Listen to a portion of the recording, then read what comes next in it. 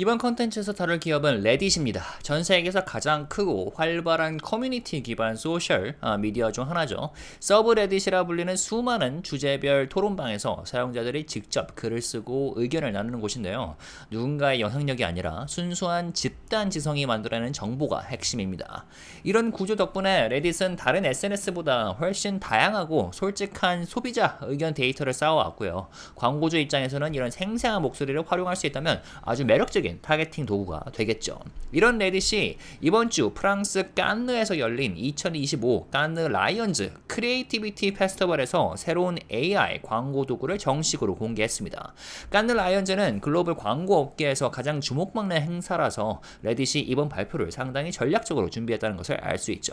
새로 선보인 제품은 두 가지입니다. 하나는 레딧 인사이트 알파로서 레딧이 가진 220억 개 이상의 게시글과 댓글 데이터를 인공지능으로 분석해 실시간으로 브랜드와 마케터에게 트렌드와 의견을 제공한다고 합니다. 그냥 키워드 언급을 보는 게 아니라 사용자들이 실제로 어떤 맥락에서 이야기를 하는지 파악할 수 있다는 점이 특징입니다.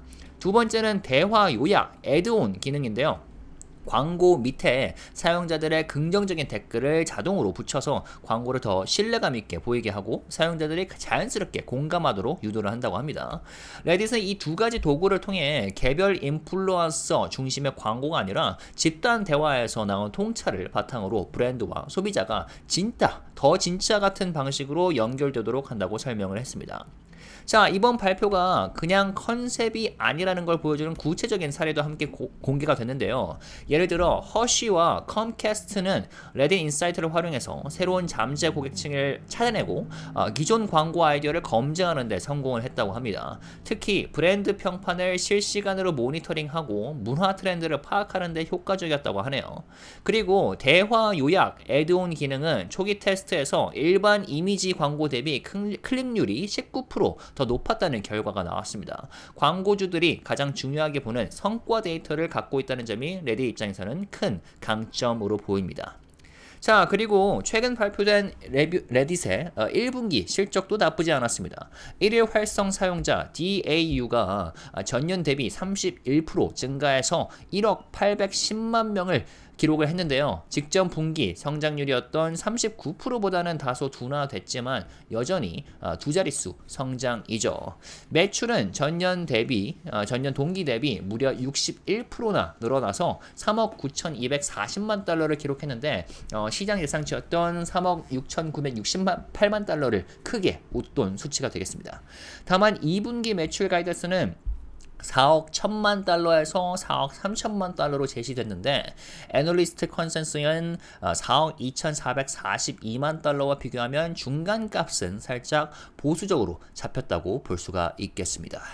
자, 근데 레딧이 아무리 좋은 도구를 선보여도 전체 광고 시장이 위축되면 성장 속도가 제한될 수가 있겠습니다. 최근 로이터 보도에 따르면 글로벌 대형 광고 대행사인 WPP 미디어가 올해 전 세계 광고 성장률 전망치를 7.7%에서 6%로 하향 조정을 했다고 합니다. 미국 무역 정책 변화 등이 이유라고 하는데요. 곧 레딧을 포함한 디지털 플랫폼들이 광고주들의 지갑을 쉽게 열지 못할 수도 있다는 신호로 해석이 됩니다. 자, 이런 상황에서 한편 레딧 주가는 이번 발표 이후 하루 만에 약 6% 이상 상승을 했습니다. 시장에서는 적어도 레딧이 가만히 있지 않고 광고 효율 개선에 진지하게 나섰다라는 점을 긍정적으로 본 것 같습니다. 하지만 여전히 웰스 파고 등 일부 기관은 구글의 AI 검색 기능이 사용자 트래픽을 흡수할 수 있다는 점을 경계를 하고 있습니다. 검색으로 답을 바로 찾으면 굳이 레딧까지 들어올 이유가 줄어들 수 있다고 판단을 하는 것 같은데요. 따라서 이번 상승세가 일회성 반등에 그치지 않으려면 앞으로 분기마다 광고주 사용률 그리고 사용자당 평균 매출, ARPU 등이 실제로 개선되는지를 꾸준히 확인을 해야 하겠습니다.